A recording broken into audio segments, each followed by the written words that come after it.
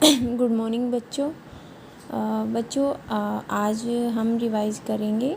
हमारा पाठ 4 है, ठीक है।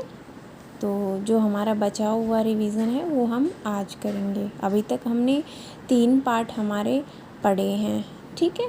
और पहला पाठ था हमारा वर्णमाला का, जिसमें हमने स्वर व्यंजनों के बारे में पढ़ा था। जो दूसरा हमारा पाठ था उसमें हमने क्या पढ़ा था, बिना मात्रा वाले अक्षर, ठीक है। 2 वर्णों को या 3 वर्णों को जोड़कर बिना मात्रा के शब्द बनाना। और जो तीसरा पाठ था उसमें हमने स्वरों की मात्राएं पढ़ी हैं।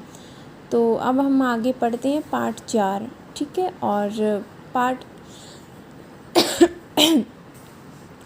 4 में बेटा क्या है, देखो किसकी मात्रा है, अंग, ऐ तथा चंद्र बिंदु, ठीक है। मैंने आपको समझाया था अच्छे से। जो अंग की मात्रा होती है, ठीक है, वो अनुस्वार बोला जाता है उसको, ठीक है।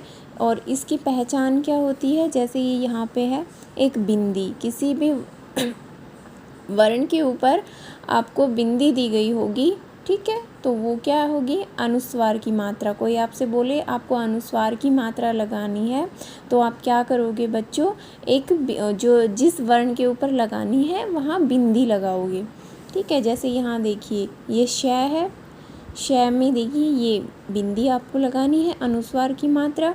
ख शंख बन गया। बै के बाद है तो बै के ऊपर लगेगी बंदर, ठीक है। अंग की ध्वनि निकलती है, कहीं ना कहीं आपके नाक का इसमें प्रयोग होता है। तो ये सारे हमारे क्या हैं, अनुस्वार शब्द हैं, अनुस्वार की मात्रा वाले शब्द हैं, ठीक है। आपको इनमें से कोई भी 5 शब्द याद करने हैं। जब आप कर सको वो 5 शब्द आप याद करोगे। ये अंग की मात्रा भी बोल सकते हो, इसको अनुस्वार की मात्रा भी बोलते हैं। अब आगे देखते हैं। अभी तक हम पढ़ रहे थे अनुस्वार की मात्रा। अब आती है बच्चों हमारी विसर्ग की मात्रा। एह, जो अंगूर के बाद एह खाली आता है ना, तो उसकी मात्रा, उसमें क्या होता है, पीछे 2 बिंदी होती है। देखिए अनुस्वार की मात्रा में तो ऊपर बिंदी थी, ठीक है, लेकिन यहाँ पर अब विसर्ग की मात्रा में वर्ण के बाद में 2 बिंदु लगे होते हैं, ठीक है। एह की ध्वनि निकलती है, उसमें अंग की ध्वनि थी। जो मात्रा थी आपकी अनुस्वार की, उसमें अंग की ध्वनि निकल रही थी, यहाँ एह की ध्वनि निकलेगी। जैसे न और मैं के पीछे लगा दो, ठीक है, तो न मैं, छ दुख है, ठीक है, अतः, पुनः, न मैं, इनको ऐसे बोला जाता है। तो ये विसर्ग की मात्रा है।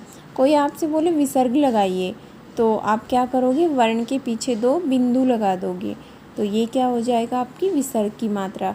और कोई कहे कि अनुस्वार की मात्रा लगाइए, तो हम क्या करेंगे, ऊपर लगा देंगे, वर्ण के ऊपर भी 1 बिंदी लगा देंगे। और विसर्ग की लगानी है तो ऐसे, जैसे यहाँ लगी हुई है, वर्ण के बाद 2 बिंदु लगा देंगे, ठीक है बच्चों। तो इसमें से भी आपको 5-5 शब्द याद करने हैं, ठीक है। जो आप कर सको 5 शब्द आप याद कर लेना। अब आगे आता है हमारी अनुनासिक की। देखिए अनुनासिक क्यों बोला है, क्योंकि जो अंग, ये चंद्र बिंदु बोलते हैं इसको, ठीक है। चंद्र बिंदु कैसे याद रखोगे, देखो चंद्र चांद को कहते हैं, ठीक है। चांद की शेप ऐसे ऐसे होती है कुछ, उसके ऊपर बिंदु लगा दो, चंद्र बिंदु बन गया, और इसको अनुनासिक बोलते हैं, ठीक है। अंगूर जो था जिसकी मात्रा थी वो हमने अनुस्वार बोला, उसके बाद एह खाली की जो मात्रा आई वो विसर्ग बोला।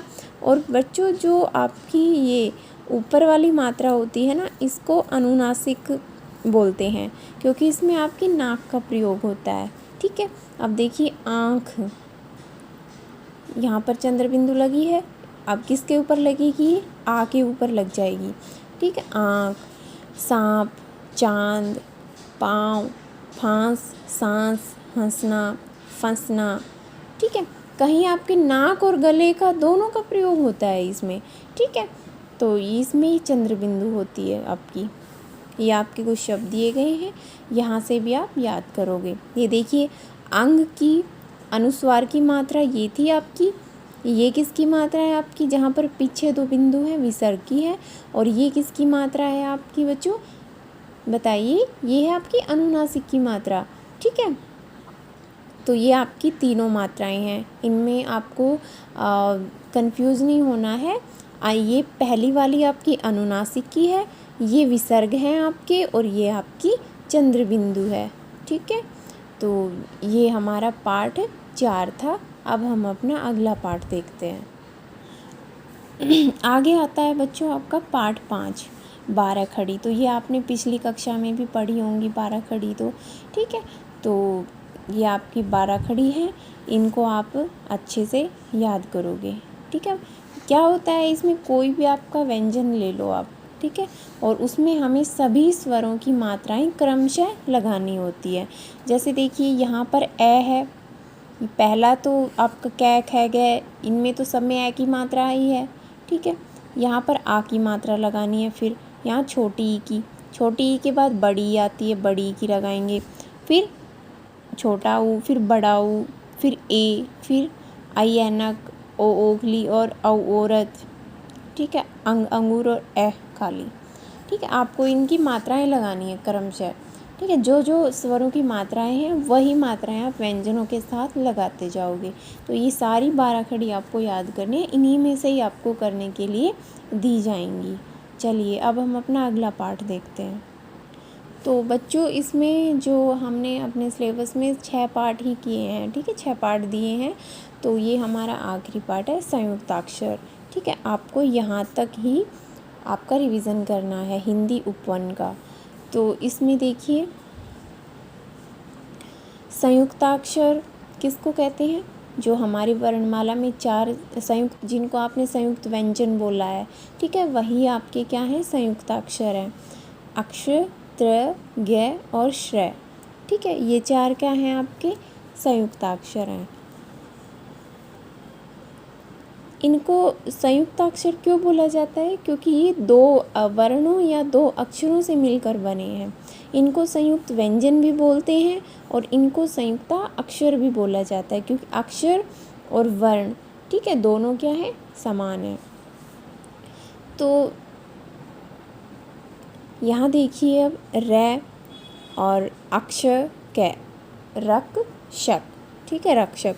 नेत्र, अब त्रय में कैसे बना है, तय और रै से मिलकर बना है। ये गै और य से मिलकर बना है। ये सै और रै से मिलकर बना है। ये कै और सै से मिलकर बना है। ठीक है, तो मतलब 2 आपके वर्णों से मिलकर बने हुए हैं ये, इसलिए इनको संयुक्त, संयुक्त का मतलब क्या होता है, जो मिला हुआ हो, जोड़ा हुआ हो, उसको संयुक्त बोला जाता है। ठीक है, तो ये मिले हुए हैं इसलिए इनको संयुक्ताक्षर बोला गया है। तो ये आपके कुछ 4 संयुक्ताक्षर हैं और ये इनसे मिलकर बने हुए कुछ हमारे शब्द हैं। ठीक है, तो इनको भी आप क्या करोगे, याद करोगे। ये देखिए ये अक्षर से मिलकर बने हैं सारे, कक्षा, रक्षा, क्षेत्र, क्षत्रिय। ये आपके त्रय से हैं, पत्र, मित्र, त्रिनेत्र, चित्र। ये गै से, इसको गै नहीं बोल सकते, गै ज्ञानी बोलते हैं, तो ये गै नहीं है बच्चे, गै है। ठीक है, ज्ञानी, गै और य 2 से मिलकर बना है ये श्रेय है आपका, श्री, श्रीमान, श्रीमती, श्रमिक। ठीक है, तो ऐसे क्या करने हैं आपको, इनको याद करना है। तो बच्चों ये आपका पाठ 6 था, हम यहीं तक अपना रिवीजन करेंगे। जितना रिवीजन मैंने आपको कराया है आप उसको अच्छे से पढ़ेंगे और दोबारा उनको देखेंगे, उनका अभ्यास करके देखेंगे। जितनी भी आपकी मात्राएं हैं सभी मात्राओं से कम 5-5 शब्द आपको याद करने हैं या उनको बना के देखना है। ठीक है, तो हमारा आज का काम यहीं तक है, इसको हम पढ़ेंगे अच्छे से। धन्यवाद।